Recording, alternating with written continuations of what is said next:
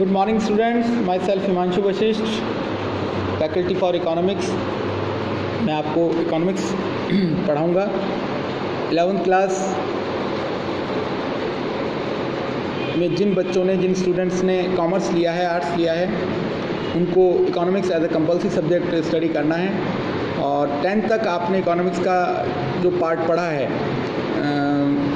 अपने SST वाले subject में, उसमें उसी को थोड़ा सा यहाँ पर एक्सपेंड किया गया है। और उसके साथ जो स्पेसिफिक नॉलेज है इकोनॉमिक्स की, जो being a student of economics आपको होनी चाहिए, उनकी भी शुरुआत जो है वो यहीं से होती है।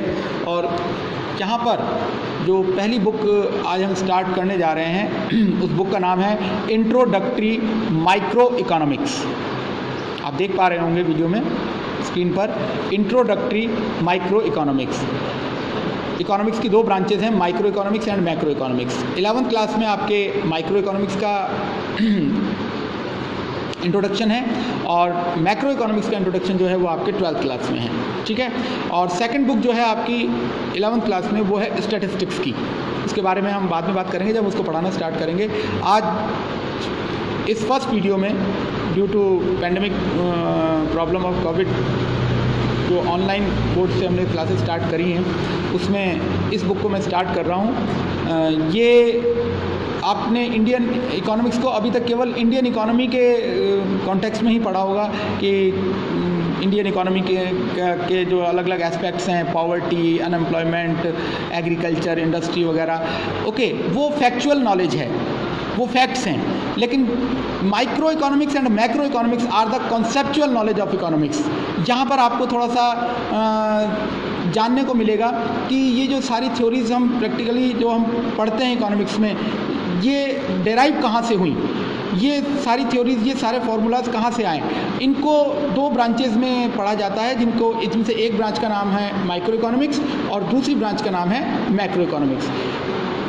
तो फर्स्ट बुक स्टार्ट करने जा रहे हैं हम, इंट्रोडक्टरी माइक्रो इकोनॉमिक्स। इसको मैंने ओपन कर दिया है, देखिए यहाँ पर टोटल नंबर ऑफ चैप्टर्स जो हैं आपके 11th क्लास में माइक्रो इकोनॉमिक्स में वो 13 हैं, ओके। यहाँ पर एक बात मैं आपको बताना चाहूँगा कि आपको अपनी NCERT की बुक के साथ साथ ये सप्लीमेंट्री बुक माइक्रो इकोनॉमिक्स की आपको परचेज करनी है। और राइटर का नाम आप देख लीजिए, TR जैन एंड VK ओरी, ओके। इसी बुक से मैं आपकी वीडियोस अपलोड करता रहूँगा टाइम टू टाइम। और आपको अपने पास घर पर यही बुक रखनी है, मार्केट में अवेलेबल है ये बुक। वीडियोस को आप सुनें ध्यान से और उसको सुनने के बाद जो रेलिवेंट कंटेंट है उसको आप खुद पढ़ें। और उसके बाद भी अगर कोई प्रॉब्लम रहेगी, ऑब्वियसली रहेगी, क्योंकि ऑफलाइन और ऑनलाइन का थोड़ा सा फ़र्क तो होता ही है, तो उसको जब भी हम प्रॉब्लम, ये जो हमारा कोविड का प्रॉब्लम चल रहा है और अभी बहुत ही डिज़ास्टर सिचुएशन बनी हुई जिसकी वजह से गवर्नमेंट ने बंद कर दिया है क्लासेस को, ऑफलाइन क्लासेस को, लेकिन ऐसा हमेशा नहीं रहेगा। जब भी हम ऑफलाइन मिलेंगे तो जो भी आपकी क्वेरीज या डाउट्स वगैरह रह जाएंगे ऑनलाइन में, उनको मैं उस टाइम आपको क्लियर करने की कोशिश करूँगा। लेकिन तब तक हमें फ्री नहीं बैठना है, क्योंकि टाइम इज़ प्राइसलेस, इसकी कोई कीमत नहीं है। ये समय अगर गुजर गया बिना कुछ अचीव किए तो ये हमारे लिए काफ़ी नुकसानदायक होगा। तो मोर और लेस थोड़ा बहुत ही सही, लेकिन हम इसको कंटिन्यू करने की कोशिश करेंगे। एंड आई होप कि आप इसमें कोऑपरेट करेंगे। और आप समझदार बच्चे हैं, आप टाइम की वैल्यू को समझते हैं, वेट नहीं करेंगे आपकी साहब जब ऑफलाइन होगा तब देखेंगे, ऐसा कुछ भी नहीं होना चाहिए। घर पर जैसी सिचुएशन है, जैसे आपके पास मीन्स हैं, उनके अकॉर्डिंग आप अपने आप को अडॉप्ट कीजिए और अपनी पढ़ाई को कंटिन्यू रखने की कोशिश कीजिए, ओके। तो आज यहाँ पर इस बुक का फर्स्ट चैप्टर जो है वो मैं स्टार्ट करने जा रहा हूँ। इसका टाइटल है इकोनॉमिक्स एंड इकोनॉमी। यहाँ पर देखिए, इसी बुक में आपको यहाँ पर मार्क एलोकेशन दे रखा है। जब आप बुक लेंगे तो उसमें आपको पता लग जाएगा कि कौन सा चैप्टर जो है वो कितने वेटेज है, उसका मार्क्स का वेटेज, ये सारा डिटेल में है। 100 मार्क्स के दोनों पेपर हैं, ओके। और ये स्टैटिस्टिक्स का फर्स्ट पेपर जो है उसका सिलेबस है। और यहाँ पर माइक्रो इकोनॉमिक्स का ये सिलेबस आपको यहाँ पर दिया हुआ है। फर्स्ट चैप्टर है हमारा इकोनॉमिक्स एंड इकोनॉमी। ये दो वर्ड हैं, कई लोग एक जो है इन दोनों वर्ड्स को सेम मानते हैं, जबकि सेम नहीं है। Economics is different word and economy is different word. Okay, तो इकोनॉमिक्स किसे कहते हैं और इकोनॉमी किसे कहते हैं, इसके बारे में हम इस चैप्टर में स्टडी करेंगे। ये आपकी टू डू लिस्ट है। इस चैप्टर के टॉपिक्स हैं कि what economics is about. Economics subject जो है वो किस बारे में होता है, किसको स्टडी करता है। ओके, उसके बाद इसमें हम देखेंगे कि micro economics and macro economics, ये इसकी ब्रांचेस हैं दो, या यूँ कहें कि दो अप्रोचेज़ हैं। इकोनॉमिक्स को पढ़ने की दो डिफरेंट अप्रोचेज़ हैं। First approach is micro economics and second approach is macro economics. ये क्या होती हैं, इनके बारे में हम स्टडी करेंगे। Then positive and normative economics, types हैं ये, positive economics and normative economics. अभी डिटेल में बात नहीं करेंगे, जब भी कंसर्निंग टॉपिक आएगा तो उसमें अच्छे से एक्सप्लेन करूँगा मैं। उसके बाद ये तो बात होगी इकोनॉमिक्स की। सेकंड वर्ड है आपका इकोनॉमी, जिसको हिंदी में आपने एक वर्ड सुना होगा अपने रूटीन लाइफ के अंदर, न्यूज़ वगैरह में, अर्थव्यवस्था। उसके लिए वर्ड यूज़ किया जाता है इंग्लिश में इकोनॉमी। तो अर्थव्यवस्था क्या होती है, इकोनॉमी क्या होती है, इसके टाइप्स क्या होते हैं, उनकी कैरेक्टरिस्टिक्स, उनके फीचर्स क्या होते हैं, ये सब बातें हम इस टॉपिक में देखेंगे। सिंपल इकोनॉमी किसे कहते हैं, and last topic will be organisation of economic activities, यानी कि टाइप ऑफ इकोनॉमीज। ओके, तो let's start the first topic, what economics is about. अलग अलग सब्जेक्ट्स हैं, आपने 10th में पढ़े हैं। हिंदी किस बारे में होता है, इंग्लिश लैंग्वेज किस सब्जेक्ट के बारे में बताता है, मैथमेटिक्स का यूज़ क्या है, और उसके बाद आप साइंस जो है उसमें साइंस में आपने फिजिक्स है, केमिस्ट्री है, बायोलॉजी है, बॉटनी है, जियोलॉजी है, इन सब का एक अलग अलग एरिया है। तो उसी तरह से इकोनॉमिक्स, ये अलग अलग एरिया की नॉलेज देते हैं ये सब्जेक्ट। तो इकोनॉमिक्स किस बारे में नॉलेज देता है, तो व्हाट इकोनॉमिक्स इज़ अबाउट, इस बारे में देखें आप। Economics is that branch of knowledge in which those activities of human beings are studied which they undertake to acquire scarce means। अब यहाँ पर आपको एक वर्ड का मतलब समझना पड़ेगा, स्केयर। स्केयर का मीन्स होता है कम, थोड़ा, नॉट एम्पल। एम्पल जो होता है वो तो प्रचुर होता है, बहुत ज़्यादा, जिसकी कोई कमी ना हो, और स्केयर का मतलब जो कम हो। Okay, scarce mean that is wealth, पैसा, धन, money, to satisfy their unlimited wants. मैं रिपीट कर रहा हूँ, economics is that branch of knowledge. Economics ज्ञान की वो शाखा है, वो ब्रांच है जिसमें कि those activities of human beings are studied. मनुष्यों की उन गतिविधियों को, उन एक्टिविटीज़ को स्टडी किया जाता है विच दे अंडरटेक, जो वो करते हैं, to acquire square means to satisfy their unlimited want. मनुष्य की जो वांट्स हैं, ह्यूमंस की जो वांट्स हैं वो अनलिमिटेड हैं। एक वांट सेटिएट होती है, सेटिस्फाई होती है, तो दूसरी इमर्ज हो जाती है, ये कभी ख़त्म नहीं होती हैं। जैसे ही वो पैदा होता है तभी से उसकी वांट्स क्रिएट होना शुरू हो जाती हैं, और ये तब तक क्रिएट होती रहती है जब तक कि उसकी डेथ नहीं हो जाती। तो वांट्स आर अनलिमिटेड, लेकिन बट इन वांट्स को सेटिस्फाई करने के लिए जो मीन्स हैं, जो संसाधन हैं, हिंदी में मीन्स को कहा जाता है संसाधन, साधन, तरीके, और जनरली कौन सा तरीका है, वेल्थ, पैसा, वो हमेशा क्या है, स्केयर है। तो अपने स्केयर्ड मीन्स से अपनी अनलिमिटेड वांट्स को ह्यूमन बीइंग कैसे सेटिस्फाई करता है, कौन सी एक्टिविटीज़ से करता है, क्या उसका बिहेवियर रहता है, उस बिहेवियर को, उन एक्टिविटीज़ को स्टडी करने वाले सब्जेक्ट को ही क्या बोलते हैं, economics. Is that clear? Dictionary meaning of the term economics refer to that science. अगर डिक्शनरी की बात करें तो इकोनॉमिक्स का मतलब उस विज्ञान से है। Economics is also a science, है ना। साइंस का मतलब यह नहीं कि आप लेबोरेटरी के अंदर इसको टेस्ट कर सकते हैं। साइंस का मतलब होता है एक well predefined subject based on some certain theories. तो तो according to dictionary economics refer to that science which studies human activities. Economics क्या है? वो साइंस है जो ह्यूमन एक्टिविटीज़, उन ह्यूमन एक्टिविटीज़ को स्टडी करता है रिलेटिंग टू वेल्थ, जो पैसा कमाने से रिलेटेड जो एक्टिविटीज़ हैं, धन कमाने से रिलेटेड जो एक्टिविटीज़ हैं, उन एक्टिविटीज़ को स्टडी करने वाले साइंस को ही इकोनॉमिक्स कहा जाता है। ये जो मीनिंग है ये अकॉर्डिंग टू डिक्शनरी है। The term economics in English language has its origin of 2 Greek word. अब ये इकोनॉमिक्स वर्ड आया कहाँ से?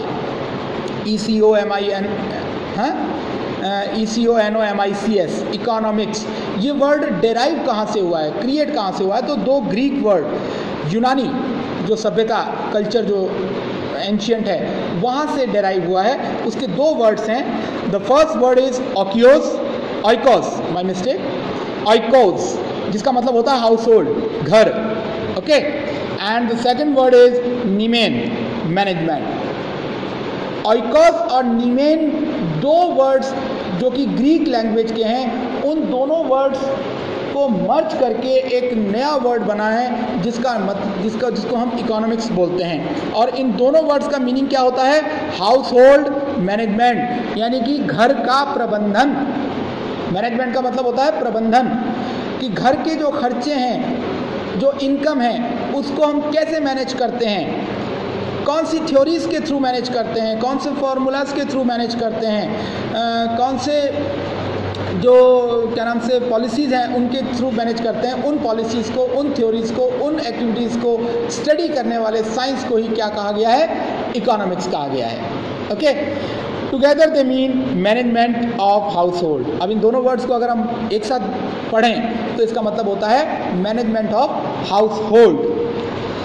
आगे कह रहे हैं ये कि ह्यूमन वांट्स आर अनलिमिटेड। जैसा कि मैंने भी आपको बताया कि ह्यूमन वांट्स जो होती हैं वो अनलिमिटेड होती हैं, ये कभी भी ख़त्म नहीं होती हैं। एक कंप्लीट होती है तो दूसरी क्रिएट हो जाती है, दूसरी कंप्लीट होती है तो तीसरी क्रिएट हो जाती है, ये कभी भी ख़त्म नहीं होती हैं, ओके।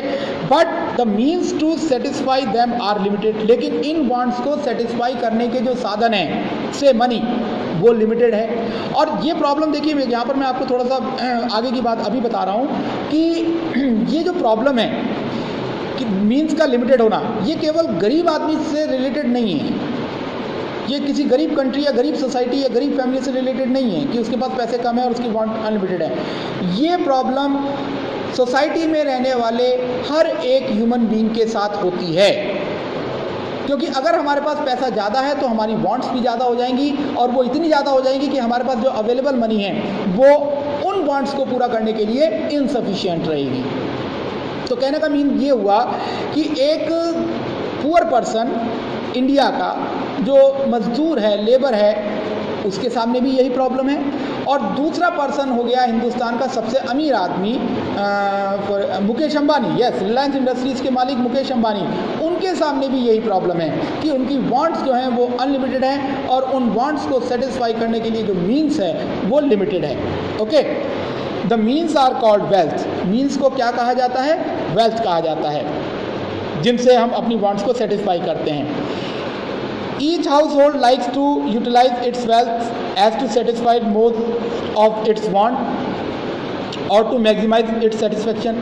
हर एक घर, हर एक बंदा क्या चाहता है कि अपने लिमिटेड मीन्स से अपनी वांट्स को मैक्सिमम वे में वो पूरा कर सके।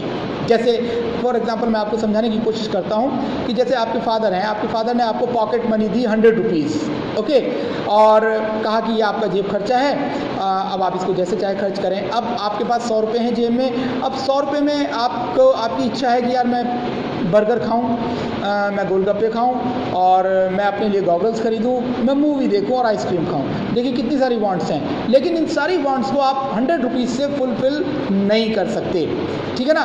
तो अब आपका बिहेवियर इस तरह का होगा कि आप अपने लिमिटेड मीन्स से ज़्यादा वांट्स को सेटिस्फाई करने की कोशिश करेंगे, और इस बिहेवियर को स्टडी ही करता है कौन? Economics, okay. Likewise the producer. अब ये तो बात हुई कि कंज्यूमर की, इसी तरह से प्रोड्यूसर जो प्रोडक्शन करता है tries to maximize his profit by allocating his scarce resources to production of different goods and services. एक प्रोड्यूसर जो है उसके पास जो मीन्स हैं प्रोडक्शन के वो स्केयर्ड हैं और वो अपने स्केयर मीन्स को प्रोडक्शन एक्टिविटीज़ में इस तरह से अलोकेट का मतलब होता है बांटना, इस तरह से अलोकेट करना चाहेगा कि वो अपने प्रॉफिट को मैक्सिमाइज कर सके। ओके, तो at the level of economy as a whole maximization of satisfaction implies maximization of social welfare. ये तो बात हुई माइक्रो लेवल की, as a producer, as a consumer. और अगर हम एज ए होल बात करें, संपूर्ण रूप में बात करें, तो पूरे कंट्री, पूरी सोसाइटी की का जो सेटिस्फेक्शन है उसका इंक्रीज़ होने का मतलब है सोशल वेलफेयर का इंक्रीज़ होना, कि अगर सोशल वेलफेयर इंक्रीज़ होता है तो पूरी सोसाइटी का सेटिस्फेक्शन जो है, पूरे कंट्री का, पूरी इकोनॉमी का सेटिस्फेक्शन जो है वो इंक्रीज़ माना जाएगा। तो माइक्रो लेवल पर इंडिविजुअली बात होती है, मैक्रो लेवल पर एज अ होल कंसीडर किया जाता है। इसके बारे में डिटेल से हम आगे के टॉपिक्स में पढ़ेंगे।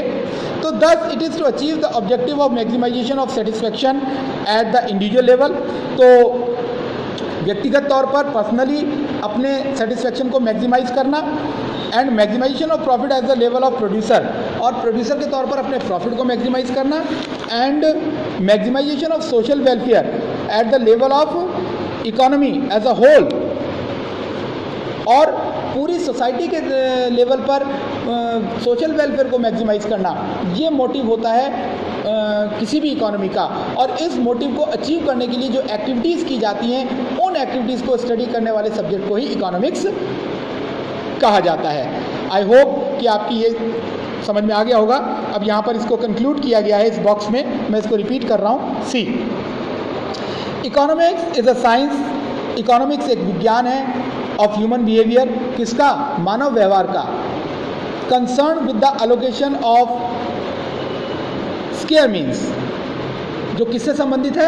अपने लिमिटेड, स्केयर का मतलब दूसरा सिनोनिमस वर्ड यूज कर सकते हैं आप, लिमिटेड, अपने लिमिटेड मीन्स को अलोकेट करने का इन सच मैनर, इस तरीके से दैट कंज्यूमर कैन मैक्सिमाइज, कि कंज्यूमर जो है वो मैक्सिमाइज कर सके।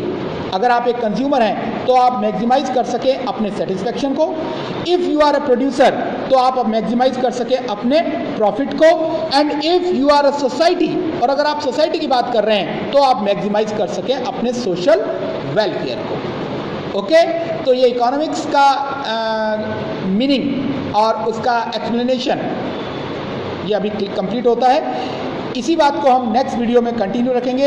आज फर्स्ट क्लास थी, फर्स्ट वीडियो था, तो ज़्यादा नहीं पढ़ाऊंगा मैं, इसको आप पढ़ें कंसर्निंग बुक से, फिर इसको वीके ओरी की जो मैंने आपको बताई है वो बुक परचेज कर लें। पहले आप वीडियो को सुने ध्यान से और उसके बाद बुक में खुद पढ़ने की कोशिश करें, और उसके बाद भी अगर कोई क्वेरी, कोई कन्फ्यूज़न, कोई डाउट रहता है तो उसको मैं ऑफलाइन के अंदर आपको श्योरली क्लियर करूँगा। Okay students, thank you, goodbye, see you.